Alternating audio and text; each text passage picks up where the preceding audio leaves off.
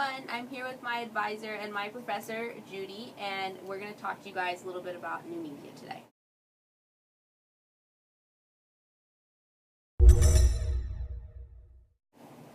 Great. My first question is, what role does new media play at I Live Here and To Write Love on Her Arms? Okay, great. Well, first I'll explain what both of them are. So, To Write Love on Her Arms is something that we just started 8 weeks ago officially.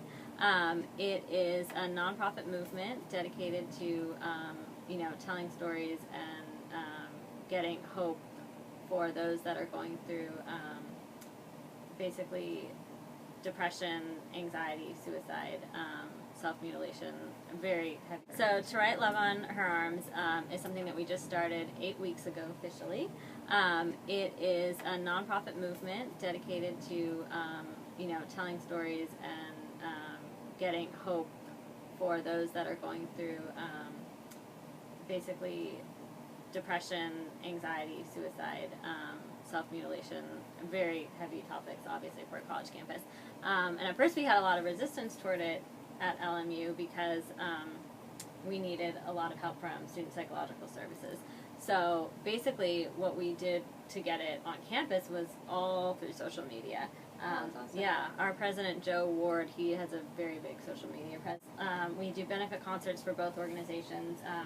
It makes such a difference if just these like Glee kids or whoever it is says that they're going to something and saying that they're supporting it, at least the 18 and 24-year-old market, we know maybe they don't have that much money for consumers, but they'll go and they'll support. So yeah, I would think it makes it grow like exponentially. Do you think that if there wouldn't have been new media platforms like if Joe wouldn't have been able to utilize social media to get so many followers, do you think you guys would have seen as much of a turnout as we did? No, definitely not the same amount. The goals that we have is to get student psychological services out and down and talk with our students, get resident experts, like I said, to come out of the offices. I think that the social media platform kind of unifies storyboard with people telling stories, sharing stories of those who haven't been heard. So it's completely interactive and completely international. So that obviously wouldn't have been possible without the use of media. Yeah, I feel like the international part has really because otherwise it would have just been domestic stories. Like, it would have just been right here and no one could have contributed. Exactly. Yeah. How do you think, you touched on this a little bit before, how do you think the new media affected the growth of it? Exponentially, I think, because again, Mia Kirshner, the author, was also an actress, so she had a lot of followers just from, she did shows like The L Word and The Black Dahlia and stuff like that. So she had her followers that would already follow her, and so that gave us a follow. How do you guys want to expand?